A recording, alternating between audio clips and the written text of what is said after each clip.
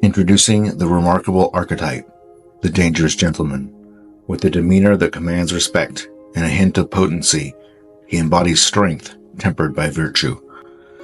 Though his capabilities could veer towards danger, he channels his power for noble causes, serving others and safeguarding those in need. Rooted in a profound love for both God and humanity, he navigates life with discipline and purpose. In his presence, one witnesses the harmonious blend of power and benevolence, a testament to the true essence of masculinity. Step into the world of the dangerous gentleman, where strength is wielded for righteousness, and discover a captivating embodiment of honor and valor.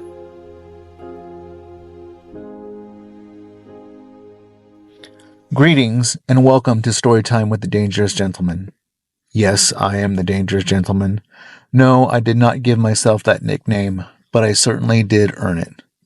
I start all of my podcasts that way, and I think it's about time that I explain where that came from and what it means. But before I do all of that, I need to go back a little bit. One of my favorite pieces of advice, one of my favorite things I like to say to people, is that your past gets you to where you are, but it doesn't determine where you go from here. And so I've told a lot of stories about my past, and I've hinted at some things. And one of those things is that back a few years ago, my life was completely fallen apart. It was a train wreck of all train wrecks. I lived in my car for a period of time. I lived in a recovery house. I was addicted to drugs. I was addicted to alcohol. I was addicted to all kinds of things. You name it, like I had an issue with it. I had no money. I was broke, selling vacuum cleaners door to door.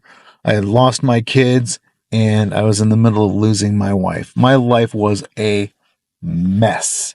And that's when I moved to Yakima with 2 suitcases and a backpack. So that's kind of where this all began. And over the course of several years, I moved here in 2017.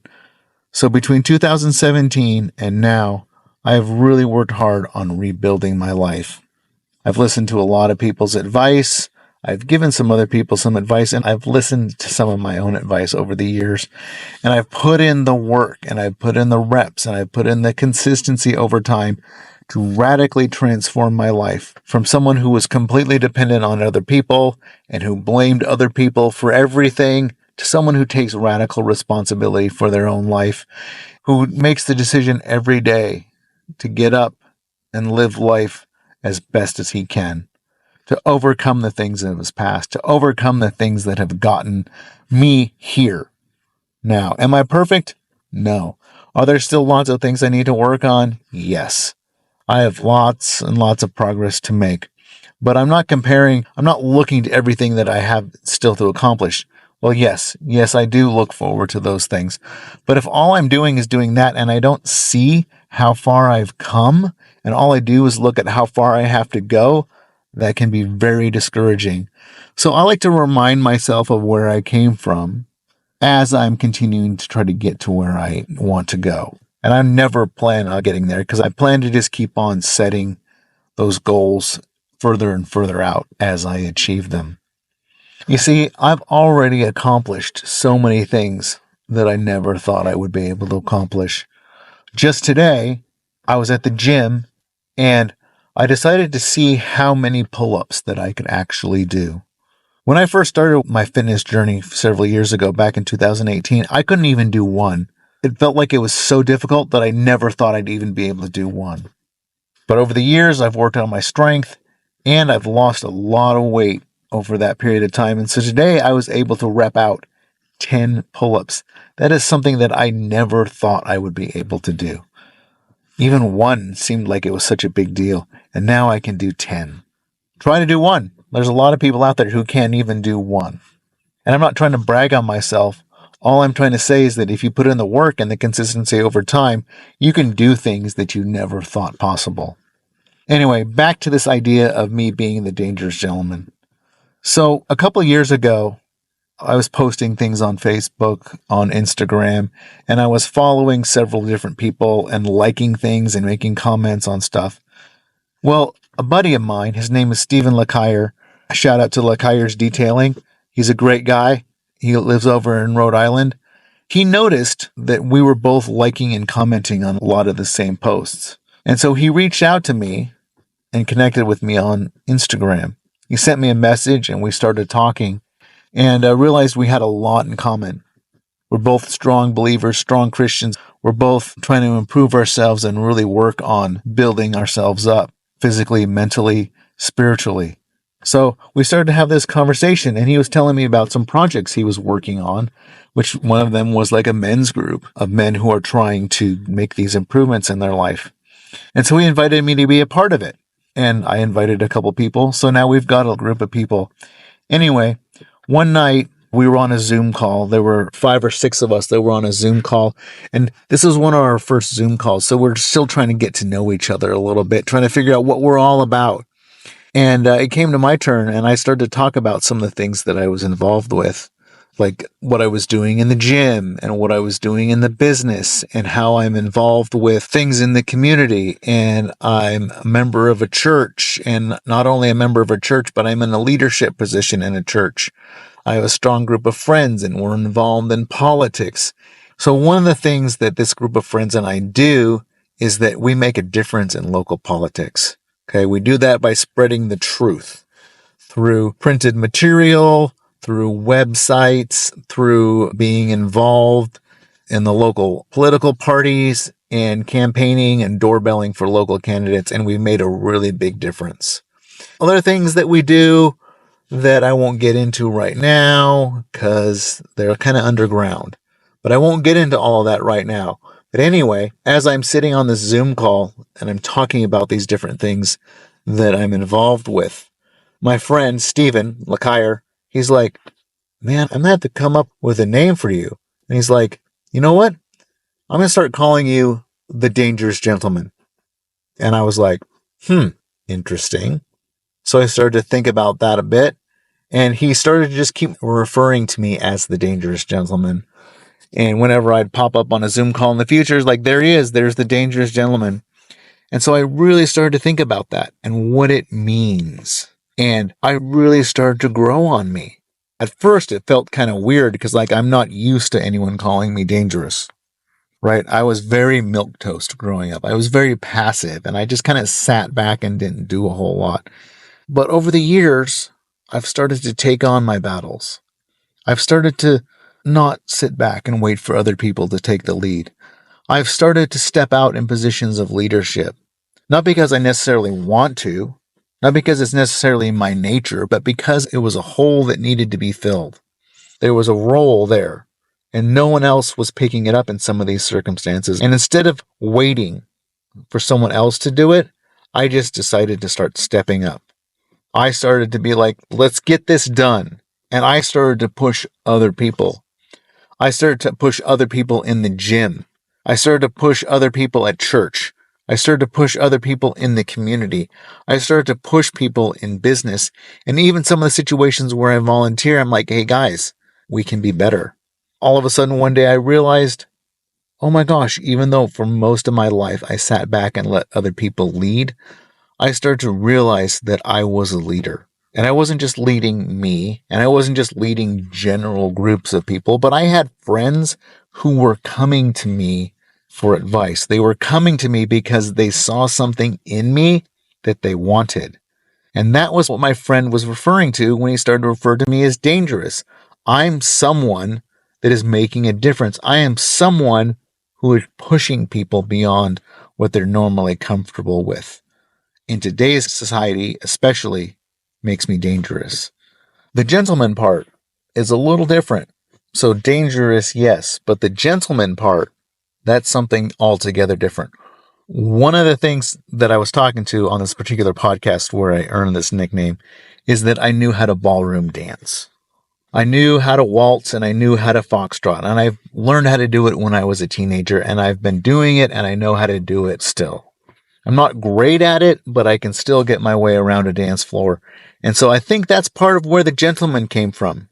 The dangerous part was all those other things. The gentleman came from the fact that I know how to handle myself and that I'm old school. I open doors for women. I treat them with respect. I treat men and women with respect. Plus, there's the simple fact that I keep myself looking good and well-groomed.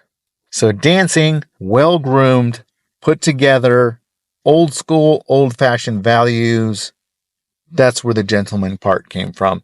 The dangerous part is me stepping up and challenging people and places and things to be better.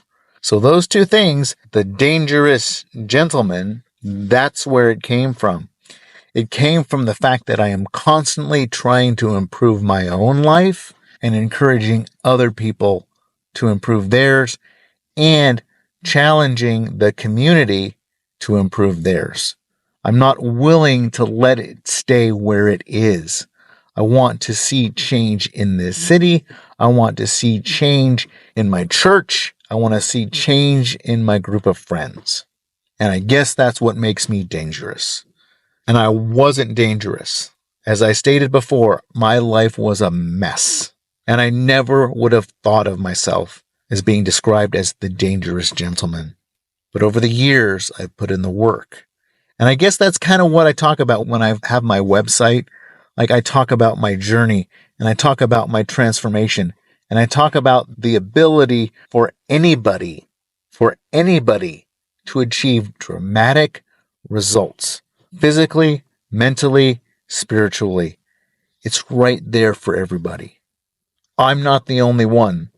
I'm not the only one that can be dangerous. I'm not the only one that can be a gentleman, but I am the one and only dangerous gentleman. And I kind of have a system. I have very specific ways that I do things. So yeah, I earned the title of dangerous gentleman, and it wasn't one thing. It was a whole bunch of different things. And it wasn't just one time.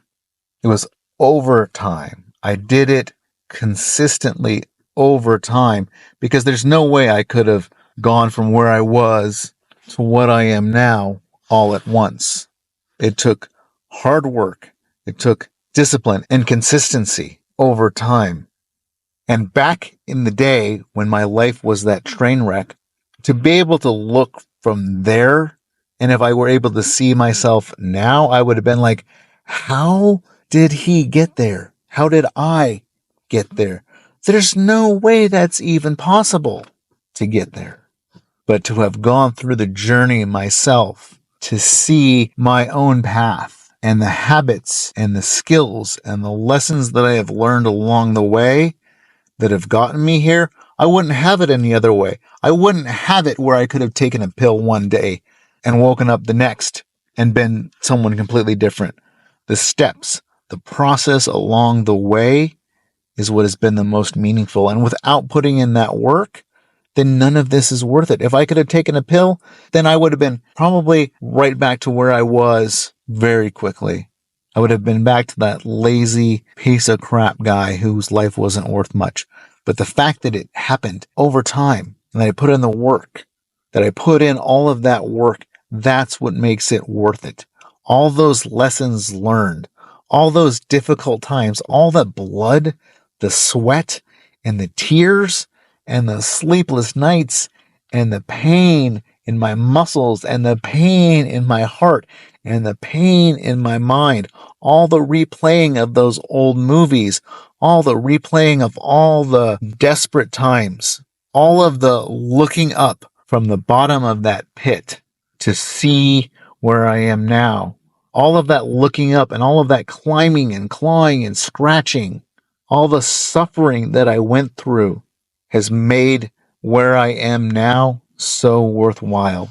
And it's made it so that I will never go back because those lessons are hard earned and I will never, ever forget them. And here's the last point that I want to make. Here's the last thing that I want to instill is that if I can do this, then you can do this. If I can do this, if I can transform my life this way, then anybody can.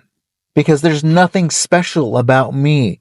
I wasn't created. I wasn't born with some special skill that helped me transform my life. It wasn't anything that I was born with. It was a decision that I made. It was multiple decisions that I made.